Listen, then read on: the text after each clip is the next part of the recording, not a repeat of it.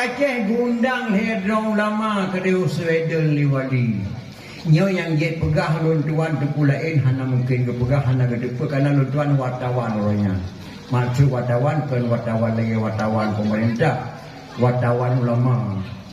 Ada tsunami berosa gundang hedrong lama Aceh liwali Sweden. Yang pertama Abu Ya Muhyiddin Wali Aceh Selatan. Yang kedua Abu Tumin Bangladesh. Yang kedua Abu di Payapasi.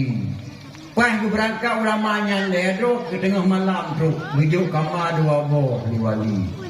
Yang sabok kamar bergabung Abu Tumin Abu Ya Muhyiddin Wali.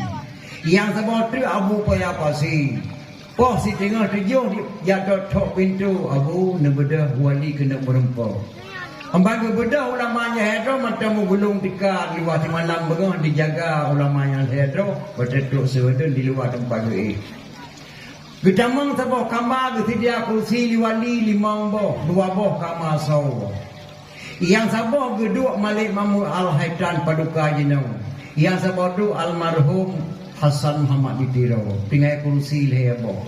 Yang sabah geduk Abu Ya Muhyiddin Wali Aceh Selatan. Yang sabah geduk Abu Tumin Bangladesh. Yang sabah tu geduk Abu Payapasi.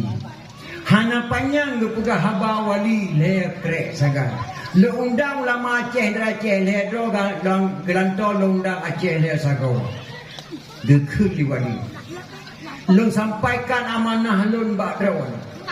Menyong bangsa Aceh ka geterimang damai ba eri nyan bahasa wali. Menyong bangsa Aceh ka neterimang damai ba eri. Nutulungo sakadeu nagro Aceh sampaikan amanah lun. Menyonyang gelong sampaikan lun hanjilongo di layar wali.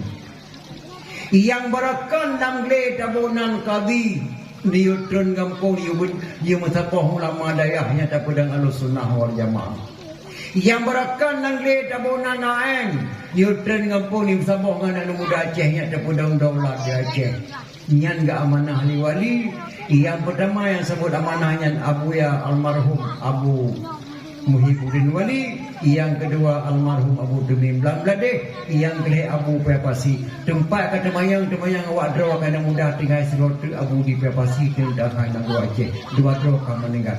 Dan tidak masuk wartawan dalam kamar tersebut kecuali berita yang lu punya lu sebagai wartawan. Yang dia tuan pegah landawah dah nak pegah ke pula ini. Gua ulamanya hedro kena Aceh. Yang berakan gebunan kadi dalam gled. Giotren kena gampung gebalik nan gebunan muna. Lentuan ketua muna kota Aceh.